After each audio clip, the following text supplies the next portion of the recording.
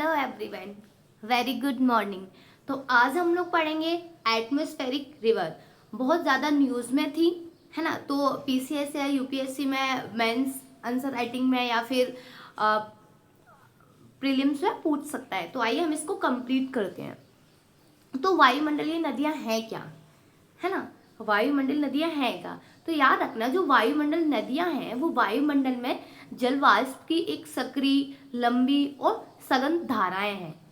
ठीक है, जो नमी लेकर जो महासागरों से नमी लेकर ऊपर जाती हैं और भारी वर्षा और हिमपात करती हैं। तो आइए देखते हैं कैसे।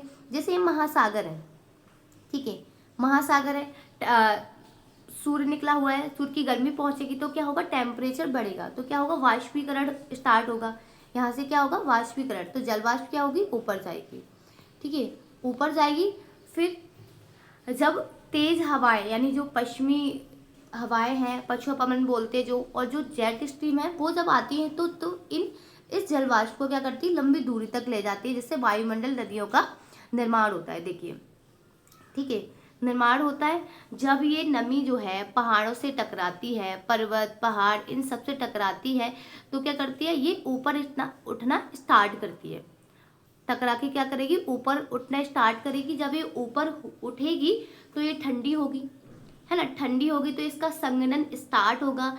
जब संघनन स्टार्ट होगा तो बादलों का निर्माण होगा। ठीक है, बादलों का निर्माण होगा तो क्या होगा, वर्षा होगी।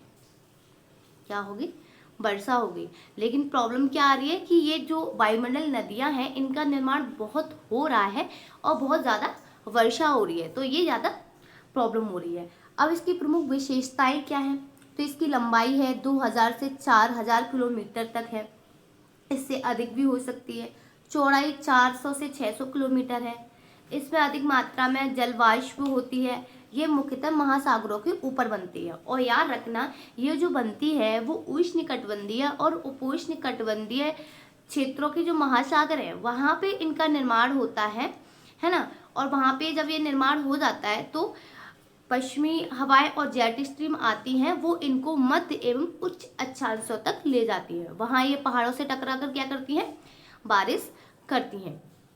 याद रखना कि ये जो लोग हैं पृथ्वी का केवल 10% भाग को ही घेरती हैं, लेकिन 90% जलवाष्प का परिवहन करती हैं। और इनको क्या कहा जाता है, इनको स्काई रिवर कहा जाता है, स्काई रिवर्स। ठीक है, याद रखना कि इसको क्या कहा जाता है, स्काई रिवर्स कहा जाता है।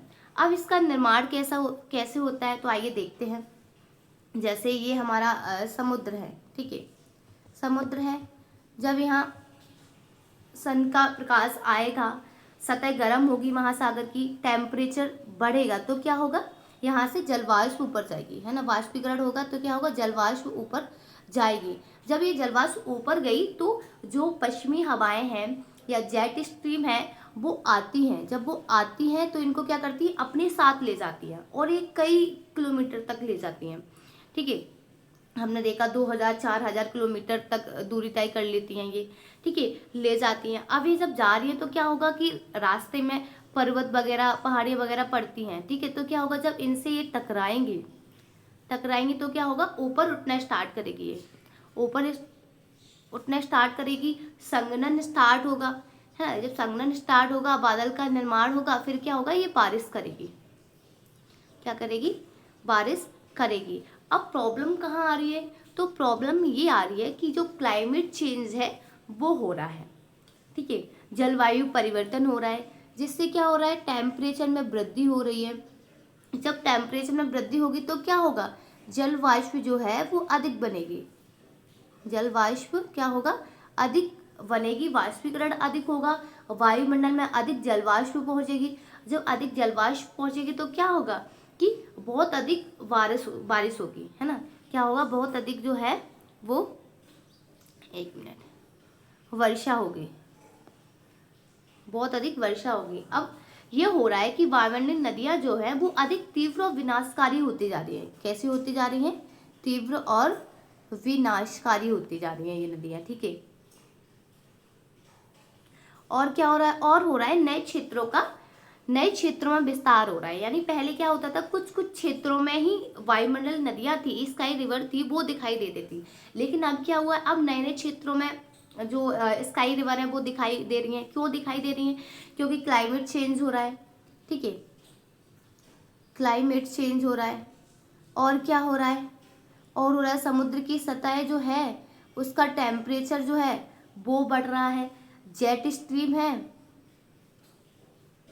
जेट स्ट्रीम के मार्गों में परिवर्तन हो रहा है, तो वो नए नए क्षेत्रों तक जलवाष्प पहुंच रही है, वहां पे अत्यधिक वर्षा कर रही है, ठीक है। ला लीना और अल नीना है, इसका प्रभाव पड़ रहा है, ठीक है, जिससे क्या हो रहा है, वायुमंडलीय परिसंचरण जो होता है उसके पैटर्न में परिवर्तन आ गया है, ठीक है। अब इसके प्रभाव क्या है? तो हम पहले नकारात्मक प्रभाव देखेंगे, जैसे अत्यधिक वर्षा हो रही है। क्या हो रही है? अत्यधिक वर्षा हो रही है। जब वर्षा होगी तो बाढ़ आएगी, ठीक है, नदी बाढ़ आएगी और भूस्खलन होगा, हिमस्खलन होगा, हिमनद झील विस्फोट होगी। जब ज्यादा पानी पहुंचेगा तो क्या होगा? ये झील विस्फोट होगी। अब इतनी वर्षा हो रही है तो क्या होगा? तो होगा मृदा अपरदन। तो इसके ये क्या है? इसके नकारात्मक प्रभाव है जो पड़ रहे हैं। अब इसके कुछ सकारात्मक प्रभाव भी है। क्या है? कि जलाशयों का पुनर्भरण हो सकता है, पुनर्भरण, है ना। और क्या हो सकता है? जल स्तर में वृद्धि हो सकती है, भूजल स्तर वृद्धि हो सकती है, सूखे से राहत मिल सकती है, कृषि को लाभ हो सकता है, और हिमपात से जल संसाधनों की पूर्ति भी हो सकती है, ठीक है। तो याद रखना कि वायुमंडल नदियां जो हैं वो जल संसाधनों की दृष्टि से अच्छी है, लाभकारी है, लेकिन क्या हो रहा है कि जलवायु परिवर्तन के कारण इनकी तीव्रता जो है, अनिश्चितता जो है वो बढ़ गई है ना। तो क्या हो रहा है? ये हम पे गंभीर प्रभाव डाल रहे हैं, जैसे वर्षा, बाढ़, भूस्खलन, हिमस्खलन, झील विस्फोट, मृदा अपरदन, ये अत्यधिक हो रहा है। तो इसलिए अब हमको करना क्या पड़ेगा? तो हमको करना पड़ेगा कि उच्च पूर्वानुमान प्रारंभिक चेतावनी प्रणाली स्थापित करनी पड़ेगी, जिससे हमको पता चल सके कि ऐसा होने वाला है ना।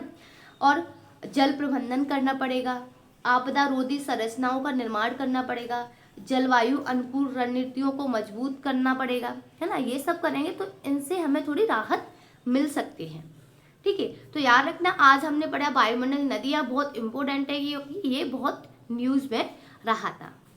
Thank you. अगर आपको अच्छा लगा हो तो लाइक, कमेंट प्लीज़ शेयर करें। Thank you.